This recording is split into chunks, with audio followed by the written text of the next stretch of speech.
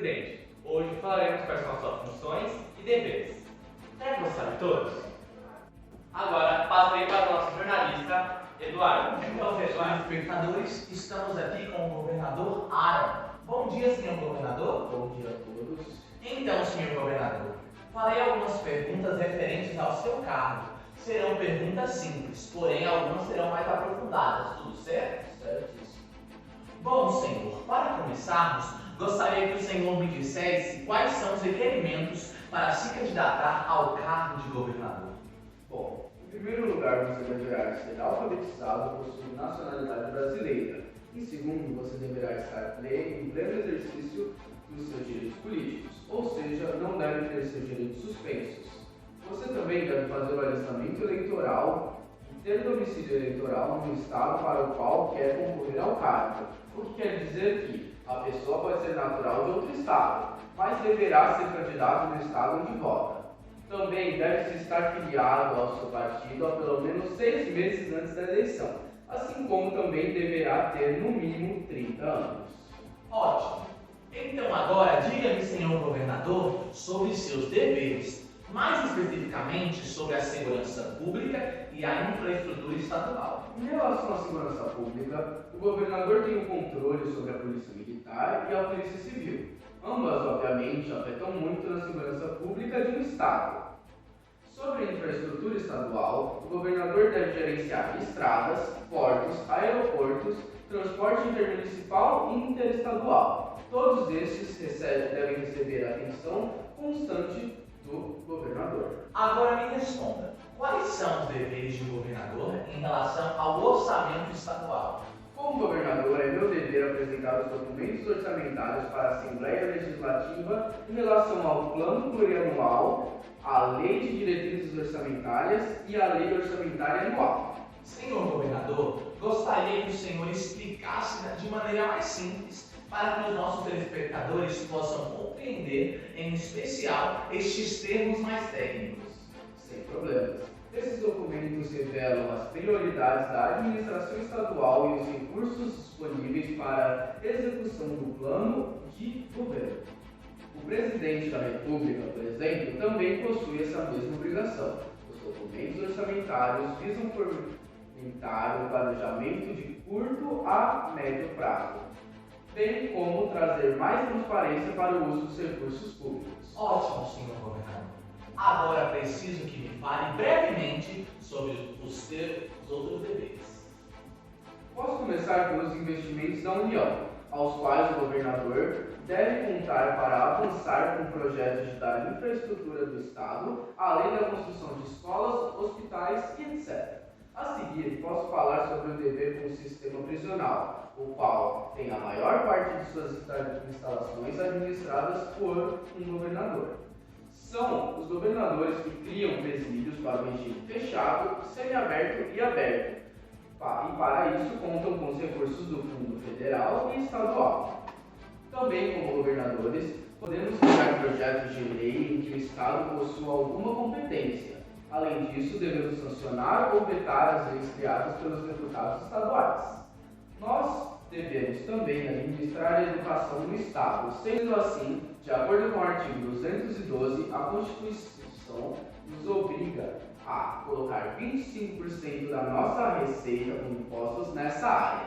O foco do governador costuma ser o ensino médio, porém, ele também pode criar instituições de ensino superior. Ele também deve ajudar os municípios na renda de ensino fundamental, contribuindo com o Fundeb, Fundo de Manutenção e Desenvolvimento da Educação Básica. Por fim, o governador também tem seu papel em relação à saúde. É da alçada dele criar as políticas de saúde estaduais e organizar o atendimento de saúde, construindo e mantendo hospitais e instalações como laboratórios, hemocentros, centros de doação de sangue e centros de atendimento complexo, por exemplo, hospitais do câncer. São também os estados que cuidam da vigilância sanitária e epidemiológica, ambas fundamentais para garantir a saúde dos cidadãos. Para cumprir tantas obrigações relevantes, a Constituição Federal obriga os estados a destinar 12% da sua receita de impostos à saúde. Muito obrigado, senhor governador. Voltamos agora com o nosso âncora. De fato, o governador possui uma função de veras importante. Tinha até funções que eu mesmo não sabia. Agora, iremos falar com uma das funções mais importantes do Estado, o Presidente da República. Novamente, a todos os nossos telespectadores, estou aqui com o Presidente da República. Bom dia, senhor Presidente Gael. Bom dia. Senhor Presidente, farei então algumas perguntas breves. E em algumas delas, pedirei que o senhor aprofunde mais a resposta. Todas elas serão em relação ao seu cargo como presidente, correto? Corretíssimo, senhor. Perfeito, então, senhor presidente. Quero que o senhor me diga quais são as características necessárias para se candidatar ao seu cargo. Certo. Para começar, você deve ser brasileiro nato, ter idade mínima de 35 anos completos diante do pleito, ter um pleno exercício de seus direitos políticos, ser eleitor e ter domicílio eleitoral no Brasil, ser filiado a uma agremiação ou partido político e também não ter substituído o atual presidente nos 6 meses antes da data marcada para a eleição. Ok, senhor presidente. Me fale de maneira geral sobre seus deveres e depois eu pedirei que os discorra individualmente. De maneira geral, o presidente deve pensar em executar políticas públicas, escolher ministros, sugerir, sancionar ou vetar projetos de lei aprovados pelo Legislativo, responder pela infraestrutura nacional, ou seja, transporte, comunicação, fontes de energia, etc. Responde também pelas políticas de saúde, cultura, educação e, por fim, cuidar da defesa e relações exteriores. Ótimo, senhor presidente. Peço agora que o senhor discorra brevemente sobre seus outros deveres.